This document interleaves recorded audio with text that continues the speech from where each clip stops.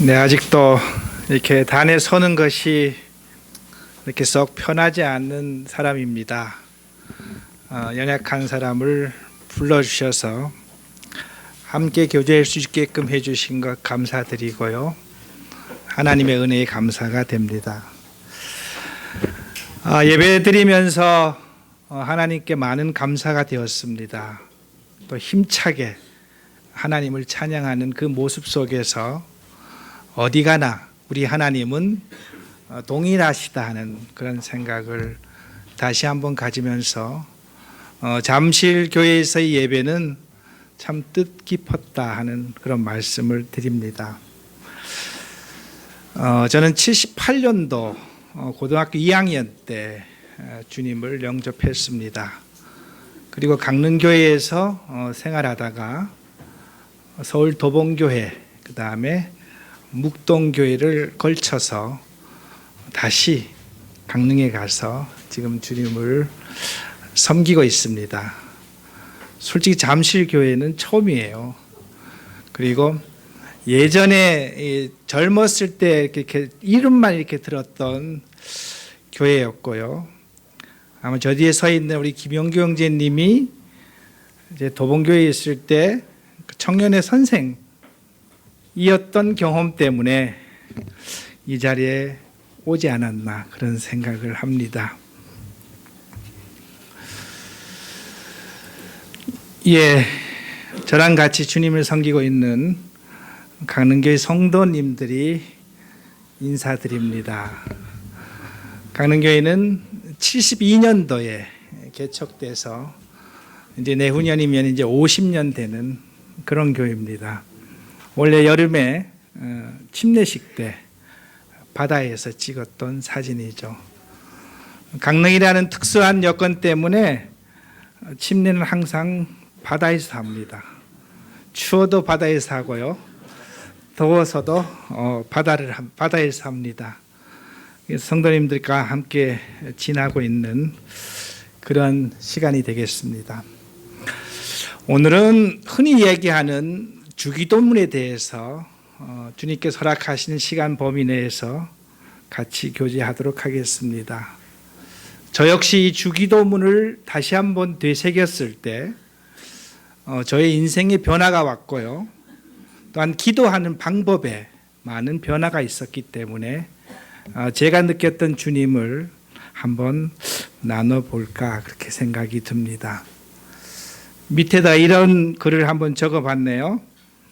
기도는 어떤 사람이 하나님을 어떻게 생각하는가를 보여주는 최고의 증거다.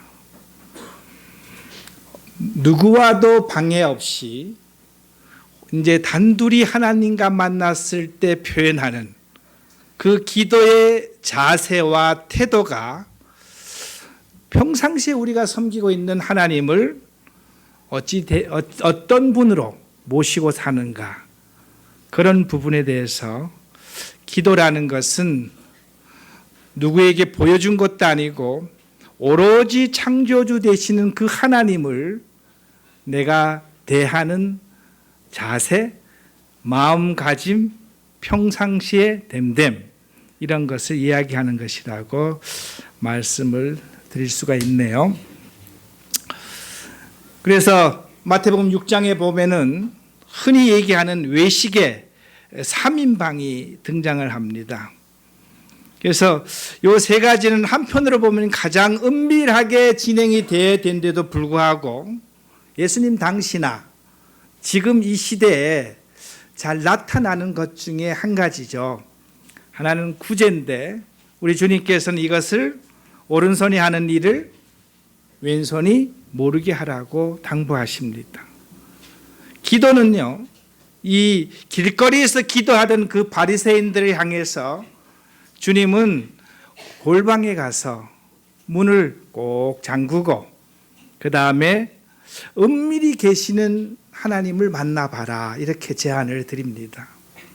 그리고 금식은요, 굶었다는 거 티내지 말고 머리에다 기름을 바르고 역시 은밀한 중에 하나님을 만나라고 이렇게 얘기하시는데 오늘 그 두 번째인 기도에 대해서 같이 이야기를 나눠보겠습니다. 주께서 가르쳐 주신 기도, 주기도문이라고 이야기하는데요. 이 부분은 마태복음 6장과 누가복음 11장에 있는 그런 말씀입니다. 기성 많은 교회에서는 시작할 때 주기도문으로 시작합니다. 끝날 때는 사도행전과 주기도문 둘 중에 통해서 마무리를 합니다. 그들은 이것이 항상 외우는 대상이고요. 이 집회의 시작과 끝을 알리는 아주 중요한 하나의 그 의식화되어 있는 그런 부분들이죠. 저희 모임은 이런 것들 때문에 이것을 집회 시작할 때 외우거나 낭송하는 그런 일은 없지만 우리 주님께서 우리에게 가르쳐 주신 이 소중한 부분이기 때문에 터부시하고 그냥 하기에는 너무나 소중한 주님의 가르침이었다는 것을 알면서 우리 같이 읽어볼 수 있도록 그렇게 하겠습니다. 다 함께 주기도문 읽어보겠습니다. 하늘에 계신 우리 아버지여,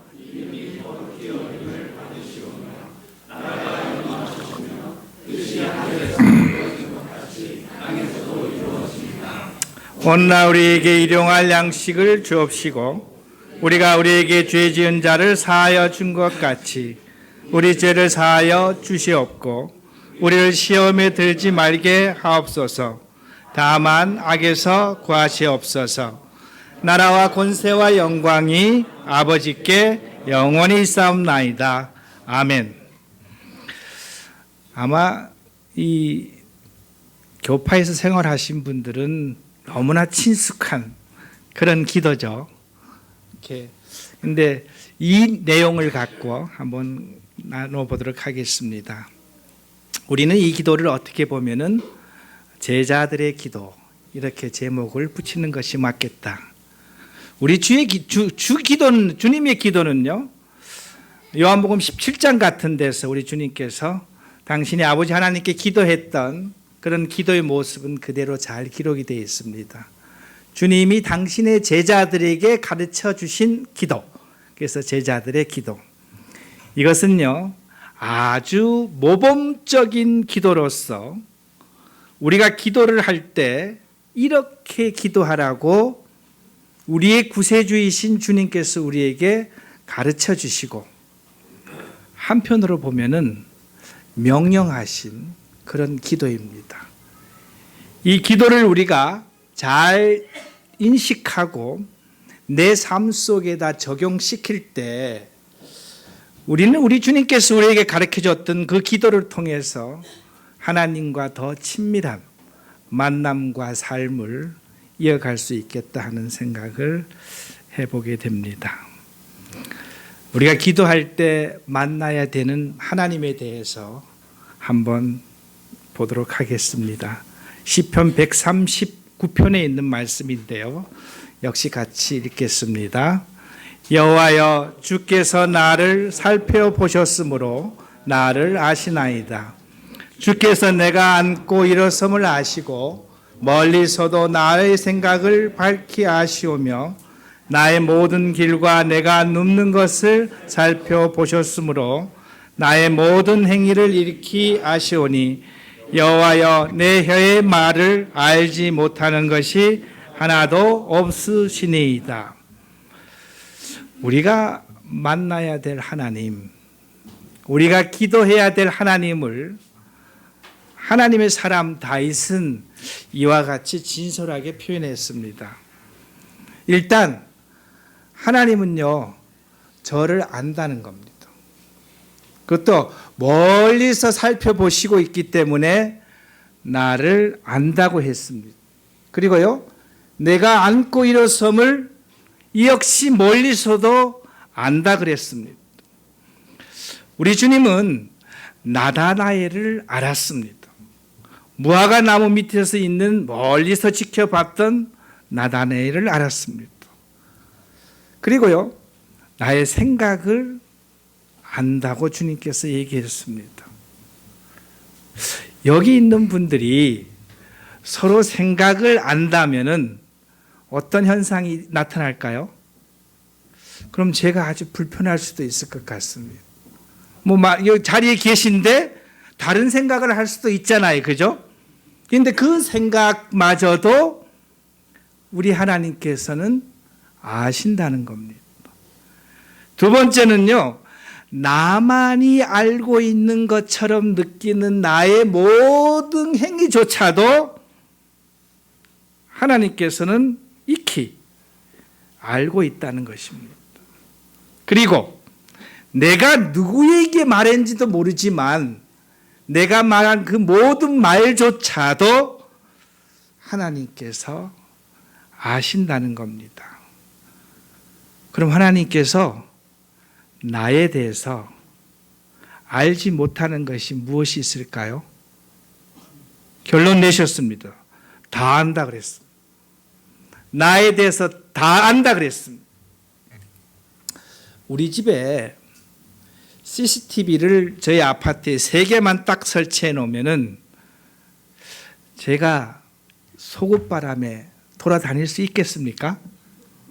불가능하잖아요. 왜서요? 누군가가 지켜보고 있으니까. 우리가 만나야 할 하나님은 나를 다 안다는 전제입니다. 나는 그분을 몰라도 그분은 나를 속속들이 다 아는데 언제부터 안다는 소리냐? 나의 생명이 출발하는 그날부터 하나님은 나를 안다 그랬습니다. 더 나가서 그날부터 생명책에다가 나를 뭐 한다 그랬죠? 기록하고 있다 그랬습니다. 그러니까 우리가 만나는 하나님은 엄청나신 하나님입니다. 그래서 이런 하나님과의 만남이 바로 기도다. 이렇게 생각할 수가 있습니다. 우리 주님의 생애를 보면은 한평생 기도했습니다. 공생애를 시작할 때, 오병이의 기적을 세울 때, 12제자를 세울 때는 밤이 새도록 기도했습니다.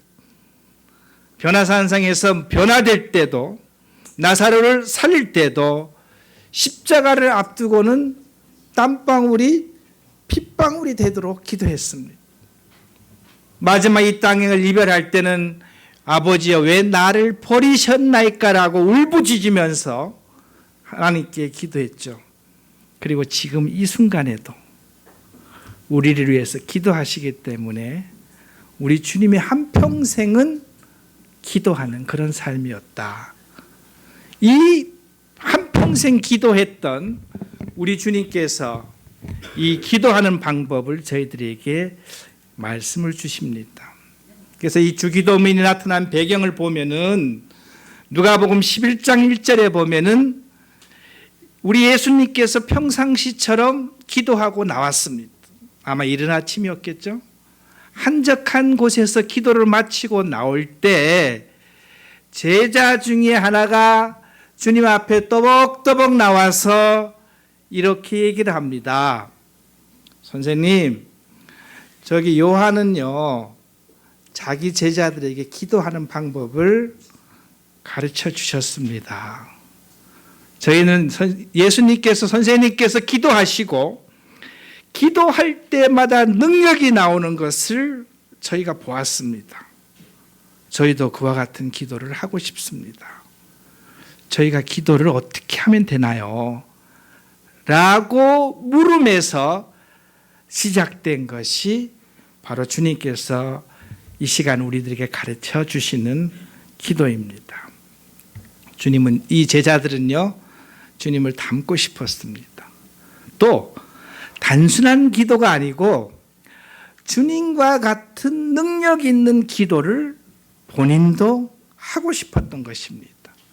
그래서 우리 주님한테 가르쳐 달라고 이렇게 이야기를 합니다.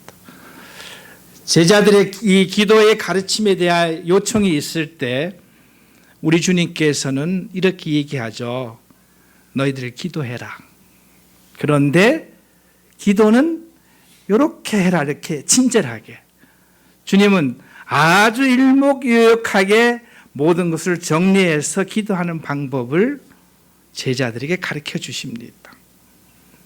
그런데 그 제자가 오늘날 저희 아닙니까? 그죠? 저 역시 예수님의 제자니까는 주님께서 가르쳐 주신 기도 내용들이 아마 이렇게 되어 있을 겁니다.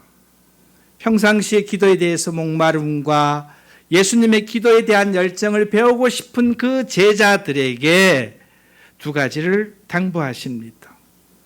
어떤 마음의 자세로 기도에 임할 것인가? 조금 전에 우리 시편 139편에서 우리가 만나야 될 하나님에 대해서 봤습니다. 그분은 나를 어떻게 하신 분이다고요? 아시되 어떻게 한다고요? 완벽하게 하십니다. 완벽하게. 우리 흔히 요즘 신상털이라 그러는데요. 내 신상에 대해서 안 털린 것이 하나님 앞에는 아무도 없습니다. 이 하나님을 만나라고 얘기하십니다. 그리고 태도할 때, 기도할 때 어떤 태도로 하나님을 만날 것인가를 이야기를 하시면서요. 이렇게 하라고 명령하십니다. 산상수훈의 마지막에는요. 모래 위에 지은 집에 대해서 이야기하면서 그 모래 반석이 아닌 모래 위에서 지은 집은 홍수가 나면 어떻게 된다 그랬죠? 무너진다 그랬습니다.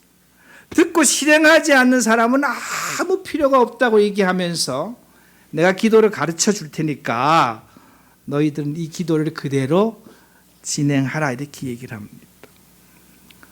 마틴 루터는 이렇게 얘기를 합니다.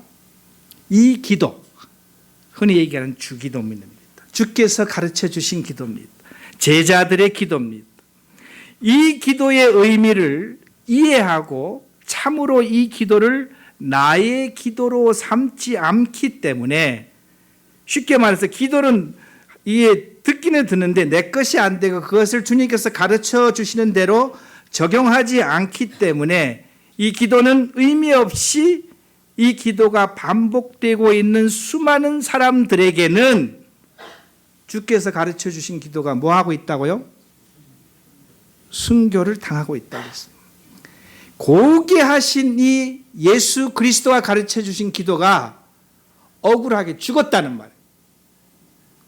그래서 우리는 주께서 가르쳐 주신 기도에 대해서 아시되 기도의 정신과 태도를 우리는 이 말씀을 통해서 이야기를 할 수가 있습니다. 6장 5절에서는 잘못된 기도부터 제시를 합니다. 이렇게 하지 마.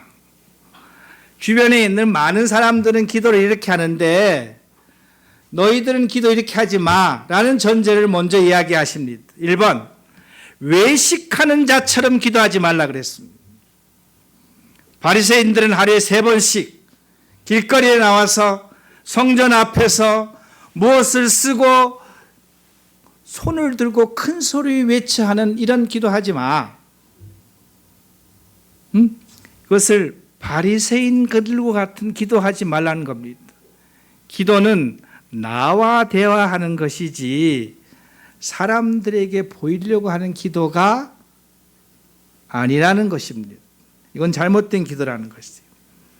두 번째는요, 이방인들 같이 했던 말도 하고 아무 의미 없는 말을 자꾸 내새기는 그와 같은 중언부언하는 그런 기도는 하지 말라고 얘기하는 겁니다.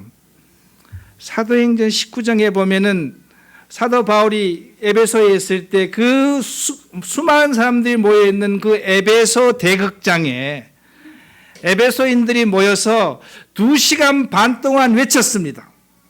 뭐라고 외쳤을까요? 위대한 아데미여 이렇게 2시간 반 동안 계속 외쳤습니다.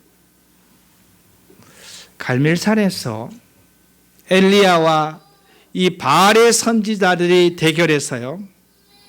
바알의 선지자들 보고 먼저 하라 그랬어요. 미리 자리를 양보했습니다. 네 먼저 해봐. 그러니까 오전 내내 뭐라고 얘기를 했는데 아무 반응이 없었습니다. 엘리야가 옆에서 옆구리를 푹 찌르면서 이렇게 얘기합니다. 야, 너네 신이 잠자는가 보다. 깨워. 그래도 아무 반응이 없자. 그럼 내가 진짜 신인 하나님을 모셔볼게 해서 하늘에서 불이 내리는 역사를 바로 한 거 아니겠습니까? 그래서 우리 주님은요, 이와 같은 기도는 하지 말라는 겁니다. 저도 이런 기도 할 때가 많이 있습니다. 앞에 나서는 사람은 더 많은 이런 누가 될 수 있는 기도를 할 때가 많이 있습니다. 남한테 보이는 기도, 그 다음에 아무 의미 없이 중얼하는 기도는, 이것은 하나님 앞에 올바른 기도가 아니라고 주님께서는 이야기를 하고 계십니다. 기도에 들어가면서요, 우리 주님께서 마태복음 6장 6절에서 보면은 너희는 기도할 때 골방에 들어가서 문을 닫으라 그랬습니다. 여기서 나오는 골방은요, 우리가 얘기하는 그냥 조그마한 찌그러진 그런 방이 아닙니다. 골방은요, 어떤 방이냐 하면은 보물을 감춰두듯이 나의 아주 소중한 것을 놔둔 그곳에 들어가면 내가 그런 소중한 것을 갖고 있는 방이라면은 항상 문을 확 열어놓고 있을까요? 들어가면 어떻게 하겠습니까? 내가 들어가면 문을 당연히 닫겠죠. 주님께서는요, 골방에 들어가서 문을 닫으라 그랬습니다. 문을 닫으라는 소리는 이 공간적인 문만 닫으라는 소리가 아닌 것 같습니다. 우리는 문만 닫으면 바깥이 아무도 보이지 않잖아요. 이것이 아닙니다. 세상에서 갖고 있던 온갖 걱정과 근심과 수많은 생각과 그 다음에 내 스스로 갖고 있던 하나님에 대한 나의 생각까지도 다 내려놓고 오로지 누구만요? 아까 시편 139편에 있던 그 하나님 앞에 내가 서기를 원하는 것입니다. 문을 닫으라 그랬습니다. 정리하라는 겁니다. 하나님을 만날 때 정리하라는 겁니다. 직장 생활을 하신 분은 높은 상사를 만날 때는 정리를 하죠. 옷 매문씨도 정리하고 내가 쓴 레포트가 잘 됐는지 안 됐는지 옷 하나는 있는지 정리할 거 아니겠습니까? 그죠? 정리하고 하나님을 만나라는 겁니다. 그런데 문을 닫고 그곳에 가면은 내가 들어가기 전에 우리 하나님이 들어오는 나를 본다는 거예요? 안 본다는 거예요? 예? 내가 문을 열고 들어가는 그 순간 하나님은 나를 보고 있다는 겁니까? 아니랍니까? 보고 있다는 거예요.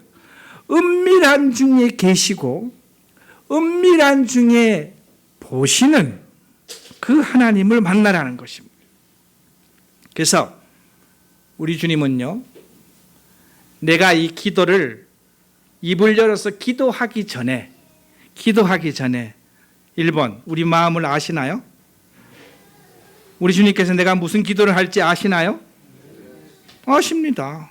뭐 때문에 왔는지 아시나요? 우리 엄마들은 보통 아기가 막 쫓아올 때 걔 얼굴 보면 뭐가 필요한지 대강 아나요? 대강 안다 그랬어요. 저는 잘 모르겠어요. 저는 이렇게 아버지다 보니까 잘 모르는데 엄마들은 잘 안다 그랬어요. 근데 우리가 이 곳간의 문을 열고 들어갈 때 하나님은 나를 아신다 그랬습니다. 그리고요, 무슨 말을 하는지 알고 있다는 겁니다. 그리고 주변을 정리를 했는지 안 했는지를 아실까요? 아십니다. 그래서 하나님께서는요, 내가 은밀한 장소에 와서 하나님을 만나고 할 때 이미 저를 아십니다. 제가 이 말씀을 본 다음에 아침에 제 기도 서재에 들어갈 때 이렇게 습관같이 생겼습니다. 자고 났으니까 아버지 저 왔습니다. 이렇게 인사합니다. 들으실까요? 보실까요? 예. 그래서 그곳에 계신다 그랬으니까. 그러면은 아시고 보시는 그 하나님 앞에 하나님 우리 기도 제목을 다 아신다며요. 뭘 얘기하는지 다 아신다 그랬잖아요. 그런데 왜 기도할까요? 알아서 해주시면 되지 그 하나님께서. 그런 생각 안 드세요? 어떤 교단에서는 이것을 갖고 이렇게 받아들여 갖고 기도를 안 하는 교단도 있어요. 교파도 있습니다. 그래서 다 아시고 하나님께서 우리 기도 제목까지 다 아는데 굳이 왜 기도를 하라고 우리 하나님께서는 가르쳐 주실까? 가르쳐 주실까? 1번 하나님과의 관계입니다. 우리는 하나님을 누구라 부르죠? 아버지라고 부릅니다. 여기 어르신도 많이 계신데요. 자식들이 무슨 고민이 있고 애로사항이 있는데 부모한테 얘기 안 하고 가만히 있으면은 또 좋은 일이 있는데도 부모한테 얘기를 안 하면은 우리 부모님들 어떤 생각이 들죠? 서운하시죠? 이게 부모 자식 간의 관계입니다. 내가 갖고 있는 것을 좋은 건 좋은 것대로 또 나쁜 것은 나쁜 것대로 내가 어떠한 일을 살아가는 데 동안 나에 대해서 이야기할 수 있는 대상자 그분이 부모님이십니다. 하나님은요 우리 아버지라고 얘기했습니다. 그리고 그분의 능력을 의지하는 것입니다. 내가 할 수 없는 그것을 하나님께 기도함으로 말미암아 그분의 것을 들을 수 있는 것. 길거리 가다가 아이하고 아빠하고 이제 길거리를 가는데 큰 개가 저에서 막 쫓아왔어요. 그러면 이 아이는 놀라서 아빠 하고 뭐 한 5, 6살짜리 아이는 아빠 품에 팍 안기잖아요. 그죠? 그럼 안기면 그 개가 없어졌나요? 막 달려오던 개는 없어졌나요? 근데 개는 틀림없이 존재하는데 아이는 안심이 되나요? 어디에 있기 때문에요? 아버지 품에 있기 때문에 아이는 안심이 됩니다.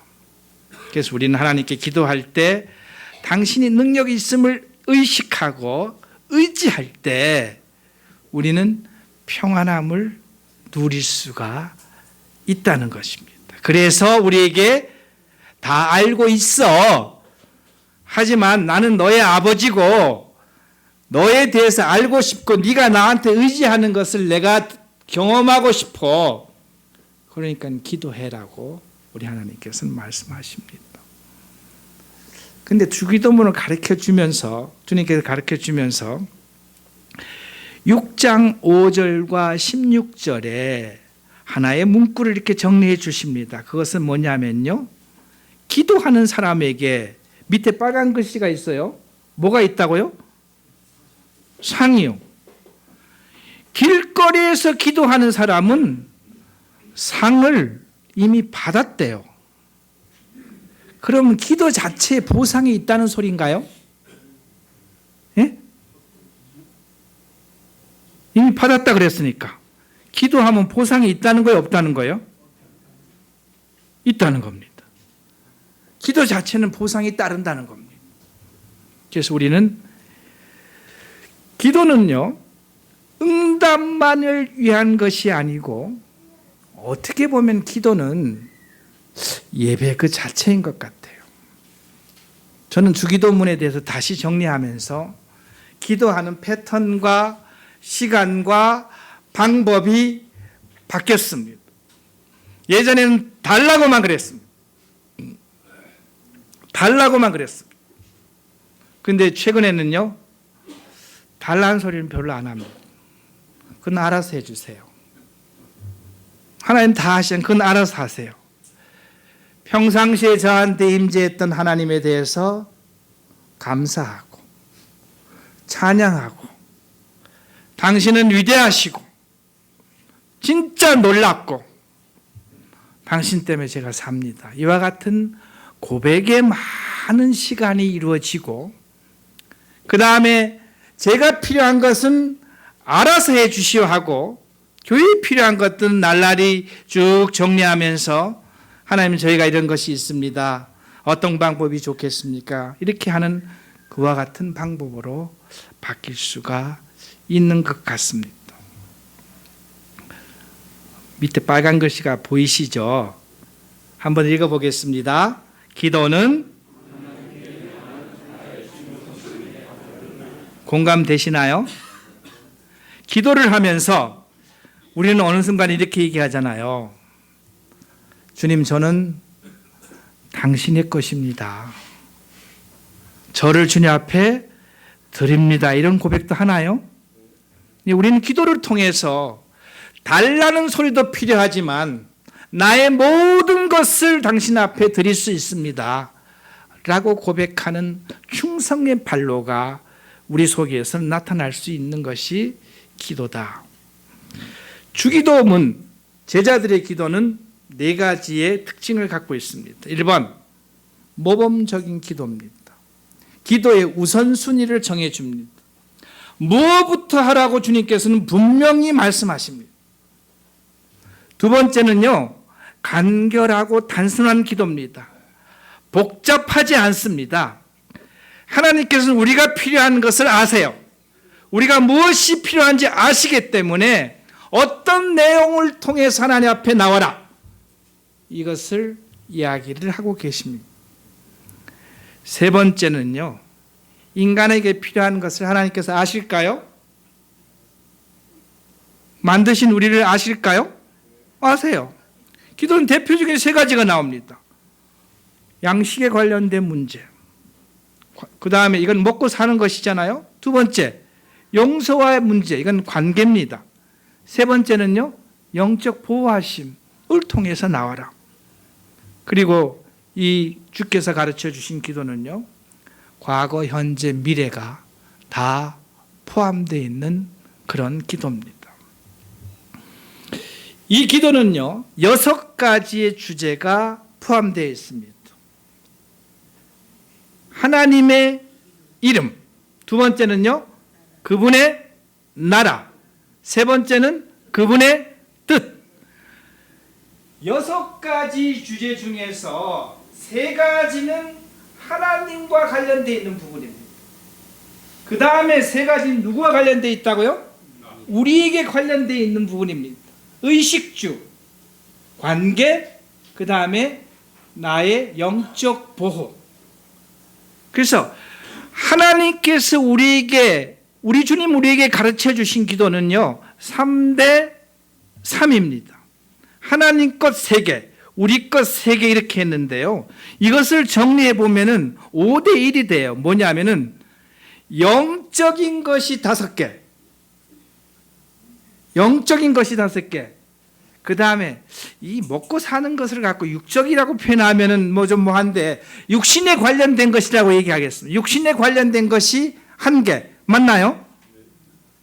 이 6개 중에서 이것을 제외하는 모든 것이 영적인 부분에 하나님께서 기도하라고 우리에게 가르쳐 주고 계십니다. 그래서 주께서 가르쳐 주신 이 기도는요, 거듭난 그리스도인만 할 수 있는 기도입니다. 아멘 하시나요? 예, 믿지 않은, 거듭난 경험이 없는 사람은 이 기도를 할 수가 없습니다. 그렇기 때문에 그분들은 이 기도를 외우는 겁니다. 그분들은 이 기도를 외우고 있는 거예요. 그렇지만 우리는 외우는 것이 아니고요, 이 기도를 드리고 이 기도를 내 삶 속에도 적용시키고 이 적용을 통해서 하나님의 놀라운 임재와 역사를 나를 통해서 나타낼 수 있게끔 제시해 주신 그 기도가 주께서 가르쳐 주신 그 기도입니다. 그래도 우리는 외우는 것이 좋겠죠. 예. 그래서 뜻과 적용도 모르는 그런 단순한 외움이 아니라 내 삶 속에 그대로 녹아서 적용시키고 나를 통해서 흘러나올 수 있는 그 기도, 그 기도를 우리 주님께서 이제 우리에게 가르쳐주고 계십니다. 그래서 이 기도는 이렇게 시작하죠. 하늘에 계신 우리 아버지시여, 이렇게 시작합니다. 기도의 대상을 분명히 제시하고 있습니다. 누구다고요?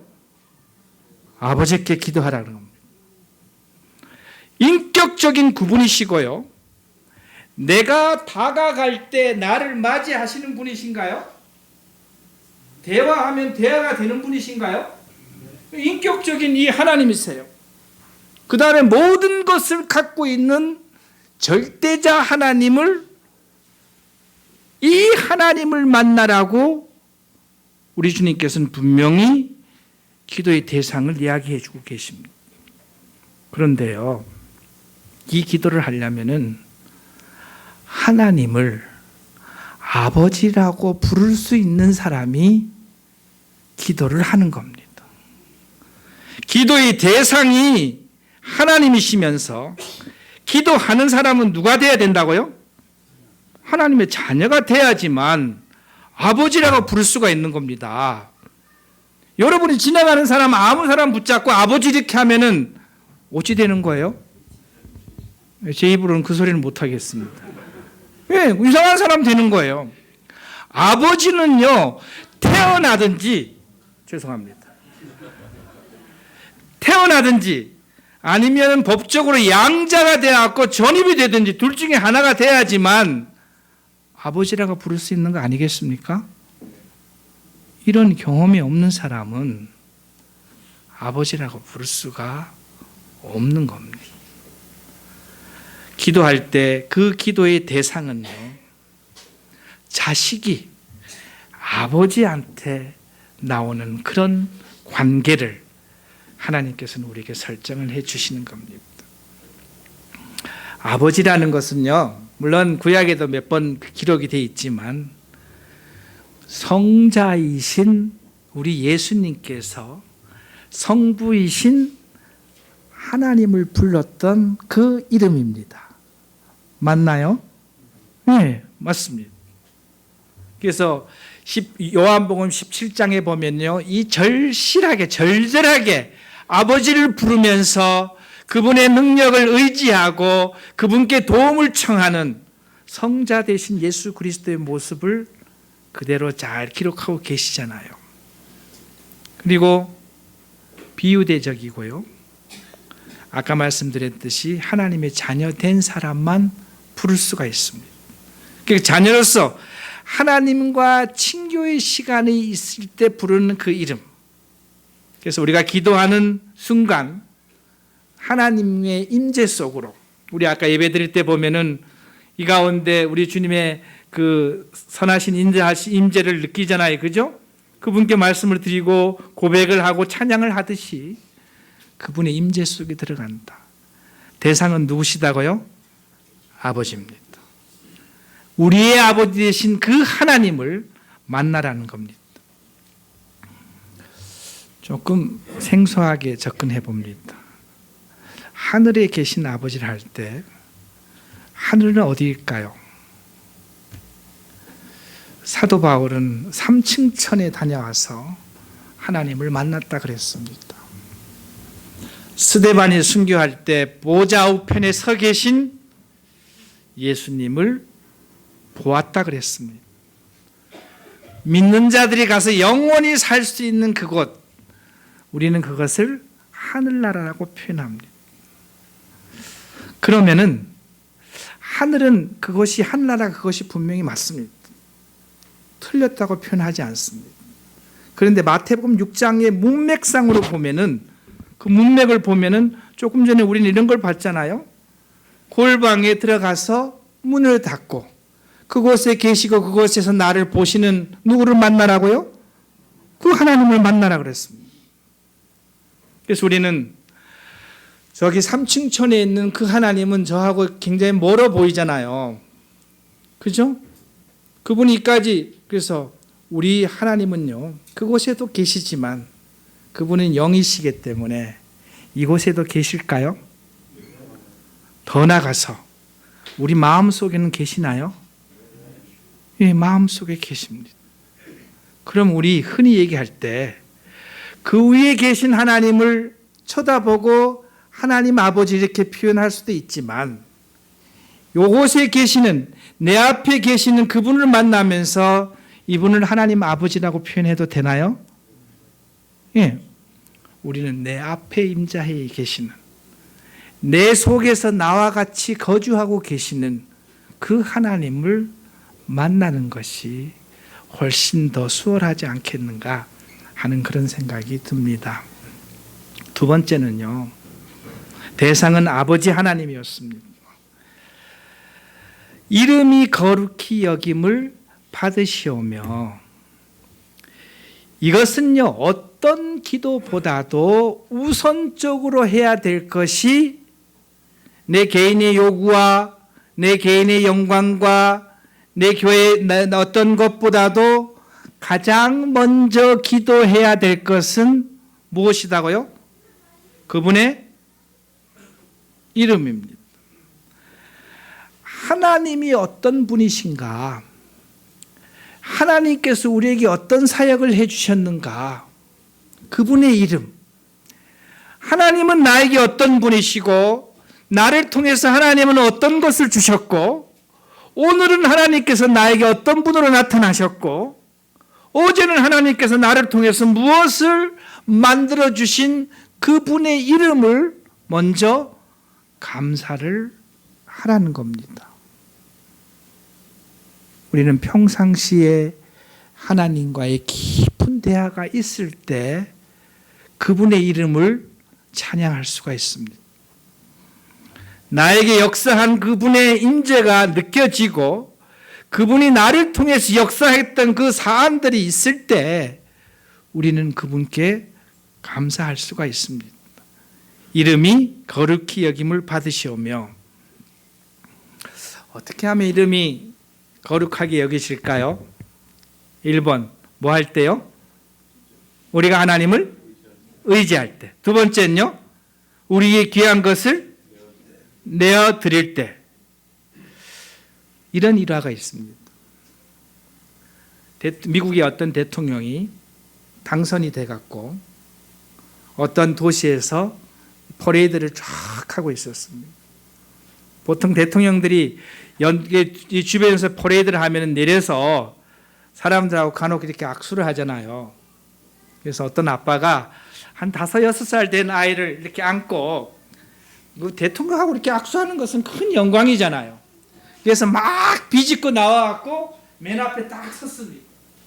그래서 대통령이 지나갈 수 있는 데서 다른 사람 딱 악수하고, 대통령이 이 아이한테 와갖고 손을 이렇게 딱 내밀었어요. 근데 이 아이는 갑자기 정색을 하고요, 손을 뒤로 이렇게 감췄습니다. 그러니까 대통령이 몰쑥하잖아요. 그냥 지나갔어요. 근데 나중에 아빠가 물어봤어요. 얘, 너 아까 왜 그랬어? 야, 대통령과 악수하는 게 그렇게 쉬운지 알아? 이 아이 입에서 나왔던 한마디. 아빠, 그때 제 손에 초콜릿이 있었거든요. 악수를 하려면 어떻게 해야 돼요? 초콜릿을 떨어뜨릴까 봐. 이게 이 아이는 가치를 모르는 거예요. 대통령과 악수하는 그것이 소중함을 모르는 겁니다. 우리의 귀한 것을 내드릴 때, 영광을 내가 취하지 않고 하나님께 드릴 때, 우리 삶을 주님께 존귀케 할 때 우리는 그분의 이름을 거룩히 여기는 것입니다. 세 번, 우리 나라에 임하옵시고. 하나님 나라, 이것은 단순하게 장소에 국한된 것을 우리는 받아들일 필요는 없다고 생각이 듭니다. 그분의 통치가 임하는 그곳. 그래서 내가 하나님께 속했다는 것을 이야기하고, 하나님께서 나의 주인 되심과 나의 모든 것을 주관하시는 것을 우리가 이야기를 하고, 더 나아가서 인격적으로 이루어지는 내 마음속에 나를 통해서 이루어지는 하나님의 나라가 임하기를 원한다면은 그러니까는 하늘나라는 우리 지금 현재 보좌가 계신 그 하나님 나라가 분명히 하늘나라가 존재하겠죠. 그런데 그 하나님 나라의 그 통치와 임재와 그분의 주권과 능력이 지금 누구에게 오기를 원한다는 거예요? 그것이 나에게 오기를 소망하는 마음으로 기도하는 것. 그래서 하늘나라에서 시래된 하늘나라가 이 땅에서 우리를 통해서 이루어지기를 원하는 그런 기도. 어떻게 하면 우리를 통해서 이루어질까요? 하늘나라는, 하나님 나라는 기도할 때. 그 다음에 하나님 나라는 내가 복음 전파할 때 이루어지나요? 하나님 나라는 확장되나요? 맞습니다. 내가 복음을 증거할 때 하나님 나라는 확장이 됩니다. 내가 복음을 증거할 때. 그 다음에 나는 하나님의 사람이니까요. 우리는 그리스도인이라고 표현하잖아요. 그러면 그리스도인을 보면은 누가 생각이 나야 되는 거예요? 그리스도가 생각이 나야 되잖아요. 근데 나를 보면 누가 생각이 나야 된다고요? 그리스도가 생각이 나야 되는 거예요. 그러면 상상을 해보세요. 주변 사람들은 나를 보면 진짜 우리 예수님의 생각이 날까? 그럼 이상한 예수님은 나타나면 안 되는 거예요. 그럼 내가 우리 주님을 대표하는 것을 하지 못하는 거죠. 그죠?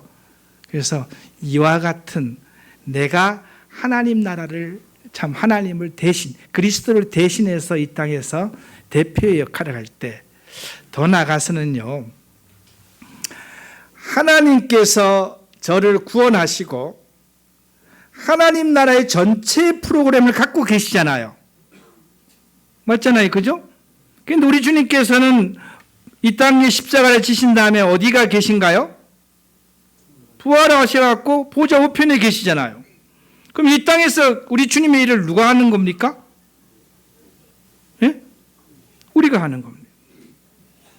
그러면 이 땅에 하나님 나라를 완성시키는 주체는 예수 그리스도가 맞으세요. 그런데 이 하나님 나라를 완성시키는 것은 누굴 통해서 완성하는 겁니까? 나입니다. 나. 그래서 하나님 나라의 완성을 나를 통해서 하나님 나라의 완성을 한다는 생각을 갖고 있으면은 우리는 어떤 기도가 되겠습니까? 나라 임하옵시고 이렇게 얘기할 때는 내가 할 일이 생각이 나나요? 그 다음에 내가 어떤 모습으로 살아야 되는 것이 나타날 수 있나요? 네, 내가 어떻게 평상시에 살아야 되는지 알 수 있는 것이죠. 그 다음에 내가 어떻게 하나님 나라를 대표를 할 것인가도 생각할 수가 있는 것 같습니다. 이 시점에서 끝내야지 밥 먹을 수 있는 거죠. 그죠? 제가 이걸 자세하게 잘 몰라갖고, 여기까지 기도하고 여기까지 하고 식사한 다음에 기도하겠습니다.